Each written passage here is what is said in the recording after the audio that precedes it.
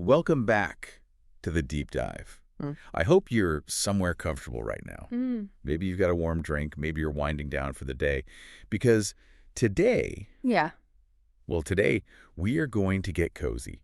We are going to sit metaphorically by the fire, and we are going to look at something that is, frankly, a little bit strange. It is strange. It's certainly distinct from our usual fare. Usually when we do these deep dives, you and I are wrestling with these massive, dense texts. Right. We're talking hundreds of pages, complex theories, charts, graphs, the mechanics of consciousness. But It is different. today we are looking at what might be the shortest, most enigmatic record in our entire stack. It's this tiny fragment of history, but man, does it pack a punch. It really does. Sometimes brevity creates the most impact. It's like a whisper in a crowded room. You have to lean in to hear it, and because you're leaning in, the message just hits harder. That is the perfect way to frame it. Is the whole less is more principle, but, applied to interdimensional communication. Yep. And honestly, it's also one of the most confusing things we've looked at. It's got a bit of everything. Holiday stress, domestic burnout, a sudden supernatural takeover, and a philosophical mic drop that just leaves you staring at the wall. And we should add a little bit of a ghost story vibe. Oh, totally. 100% ghost story vibes. Yeah. But before we get spooked, we have to do the housekeeping. The necessary business. I need to explicitly declare right up front that this deep dive is distributed free of charge on all major platforms for educational purposes. We are here to learn, to explore, and to question. Absolutely. Knowledge should be accessible. So walk us through the source. What are we actually holding in our hands today? We are looking at a specific transcript from the Seth Material. This is session 117, which you can find in the early sessions, book 3. Okay. And the date of record is December 23rd, 1964. Okay, stop there for a second. December 23, 1964. We are mid-60s. This is effectively the Mad Men era, right? Right. Very much so. And we should also credit the publisher, the New Awareness Network. Of course. So set the stage for me. What is the mission for today?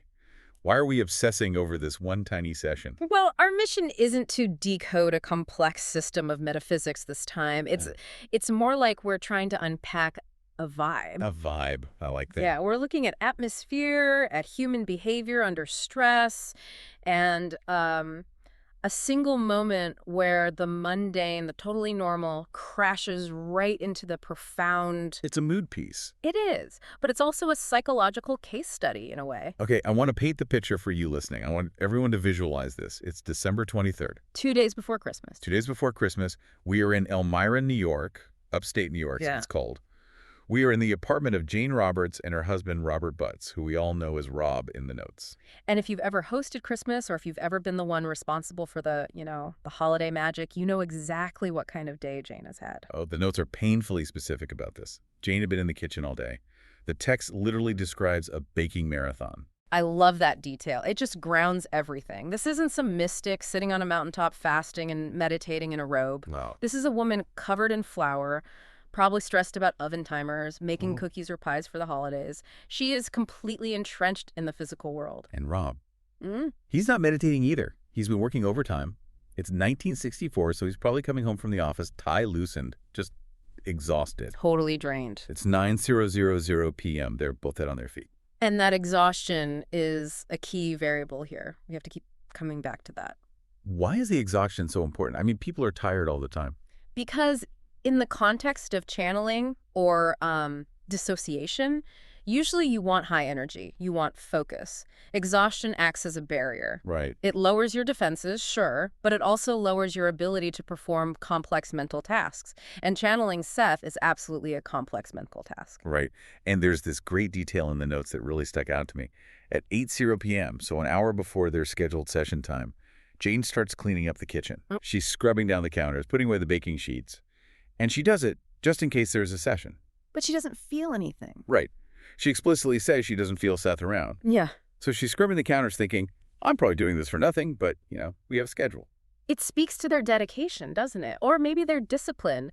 They treated this interaction with Seth almost like a job or a strict appointment. Yeah. Even when they were dead on their feet, even when the holiday chaos was peaking, they tried to clear the space. It's so relatable. It's that feeling of, I really don't want to go to the gym. I'm tired. But it's Tuesday, so I guess I'll go. Exactly. Except the gym is a disembodied consciousness speaking through your wife. A minor difference, sure. Yeah. But the will he or won't he aspect adds some tension. They're sitting there tired, maybe a little grumpy. I mean, come on, it's 2 days before Christmas. You just want to sleep, wondering if they're just wasting their time staying up. And that leads us directly to the conditioning question.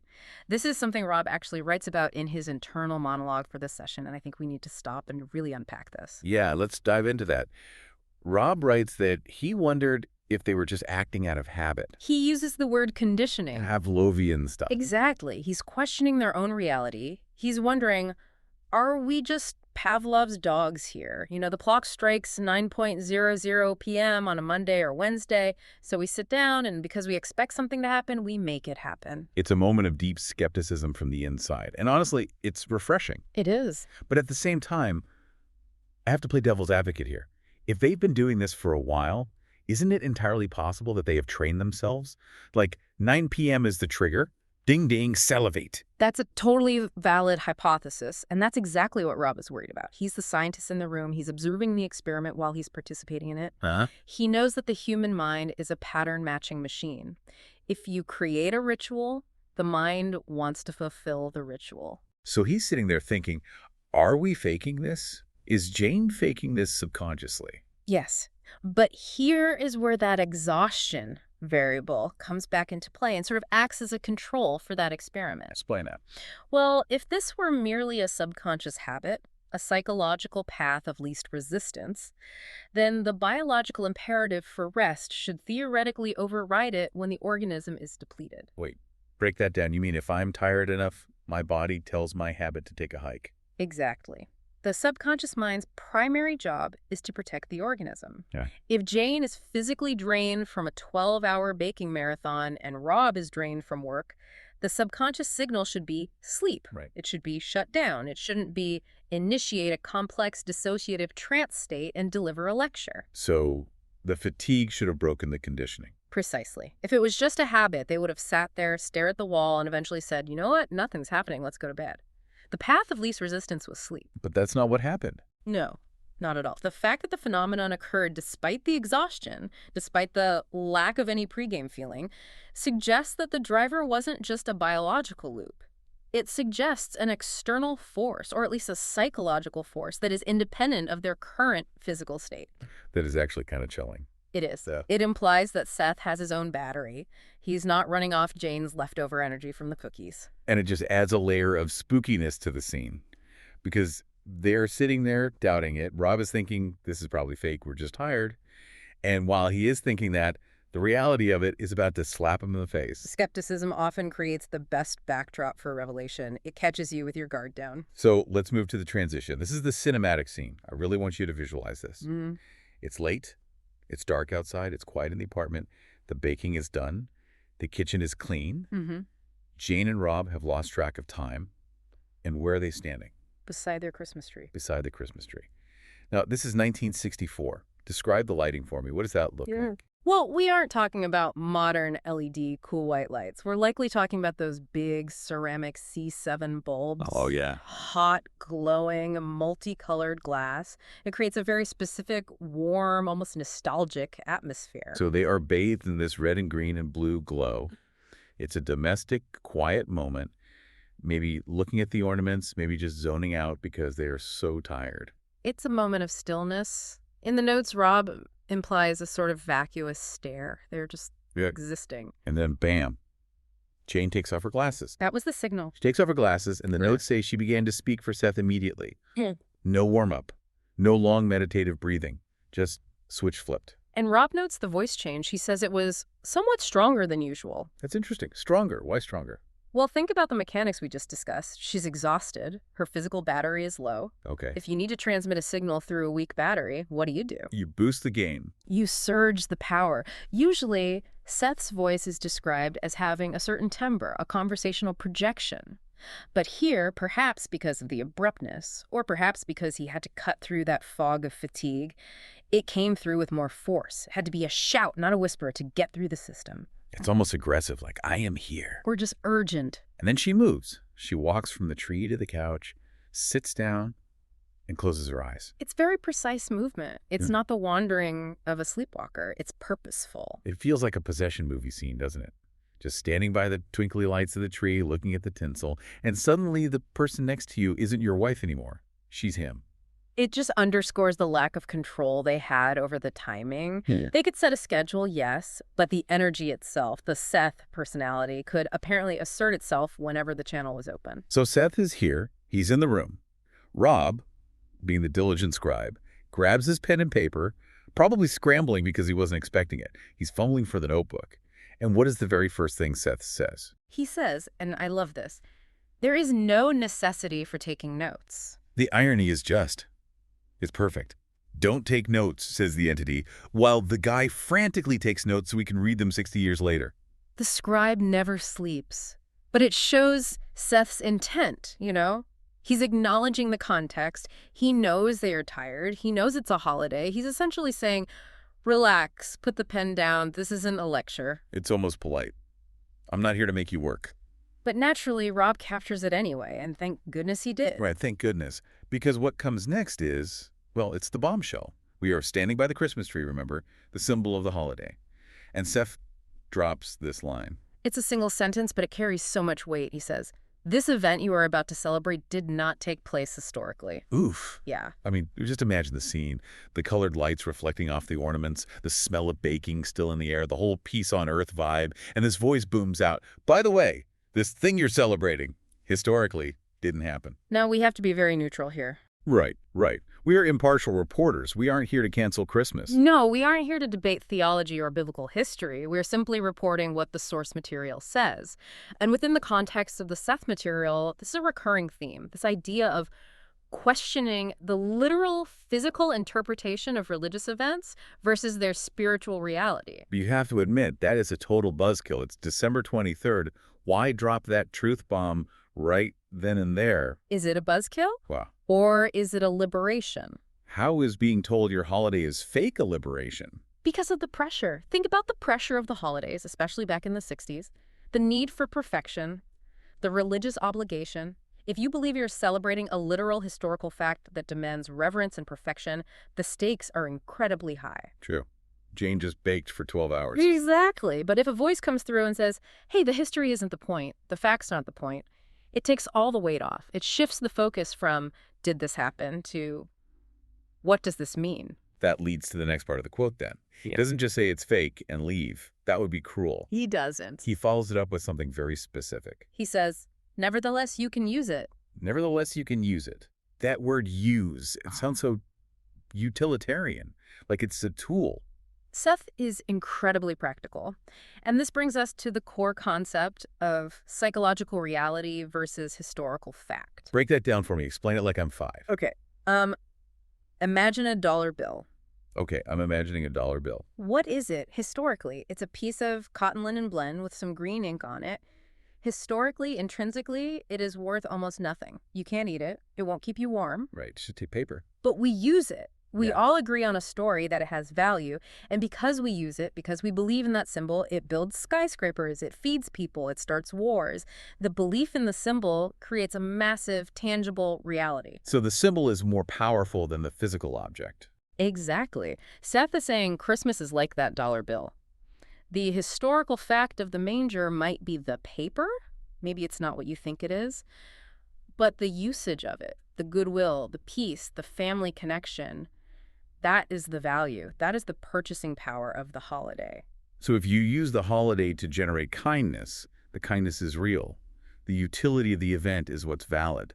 Even if the origin story is a myth, Seth is saying, don't throw the baby out with the bathwater. The celebration itself has power. Use that power. Don't get hung up on the footnotes. That is a very modern, almost postmodern way of looking at it, especially for 1964. Oh, yeah. The Seth Material was often way ahead of its time in that regard, deconstructing narratives before deconstruction was cool. He also drops a little teaser. He says, we will go into this in sessions in the near future. Always the hook. Always. Tune in next week for the deconstruction of your major religious holidays. Right. But then, just as quickly as he arrived, he starts to wrap it up. He says, there will be no session. Which is just so funny. He showed up, he possessed the medium, he sat down, he spoke, just to say, we aren't doing this. Like a boss calling a meeting to tell everyone the meeting is canceled. But I think it shows a personality that respects their fatigue. He wanted to make contact, perhaps to acknowledge the holiday, but he didn't want to drain them. And then the sign-off. And this is where we get to the part that divides the room.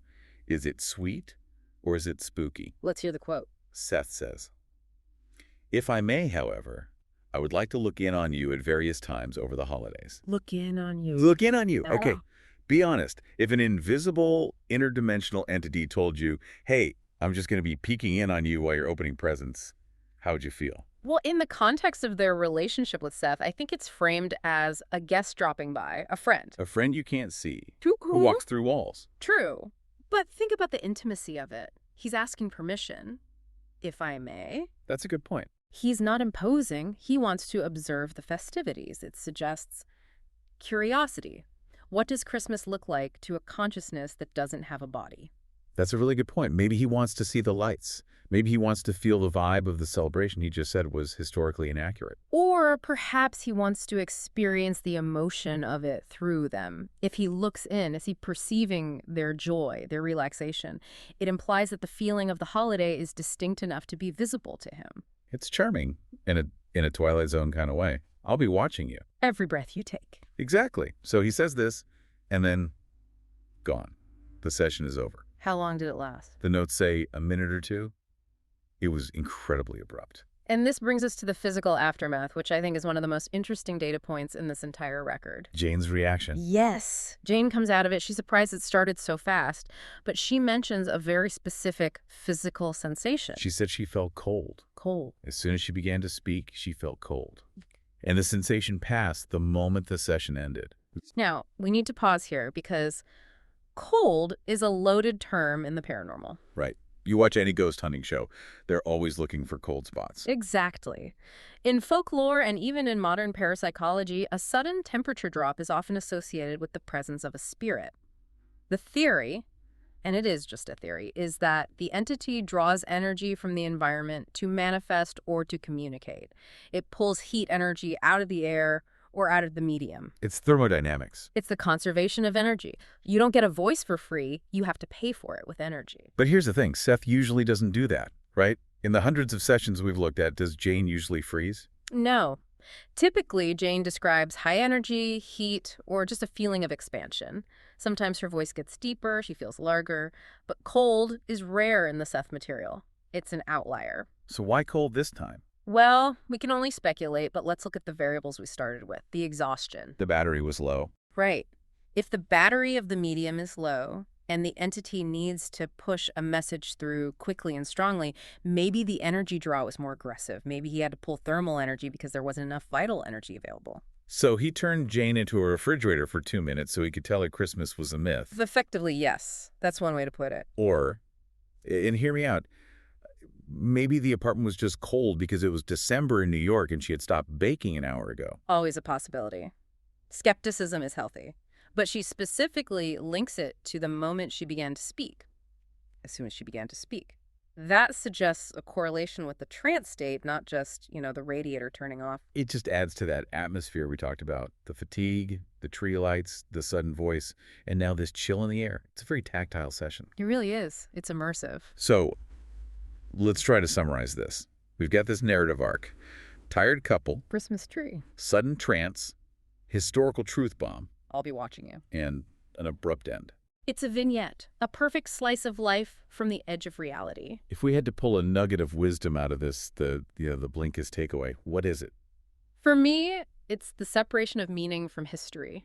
Seth challenges the factual basis of the holiday, but in the same breath, he validates its utility. He validates the celebration itself. So you don't need a certificate of authenticity to enjoy the party. Exactly. The human spirit thrives on symbols, on rituals, on connection.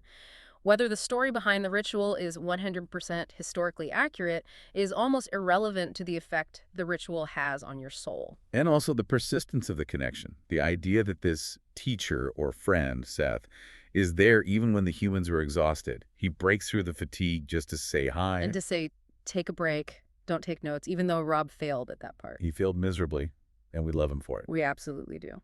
Okay, usually this is where we wrap up, but I want to give you a specific call to action today.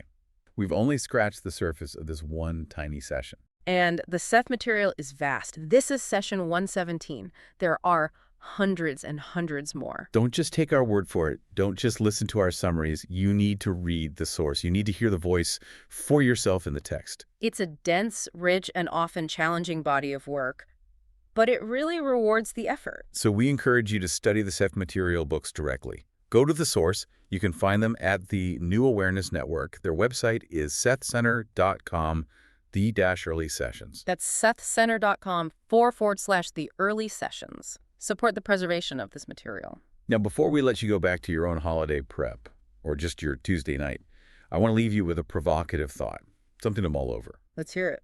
Seth said that history isn't required for a celebration to be real or useful.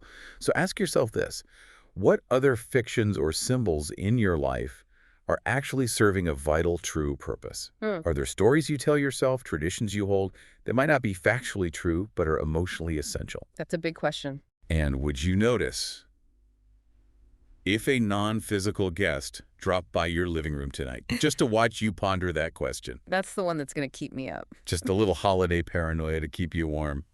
Thanks for diving deep with us today. Always a pleasure. Keep those questions burning, and maybe check the temperature in the room every now and then. We'll see you next time. Goodbye.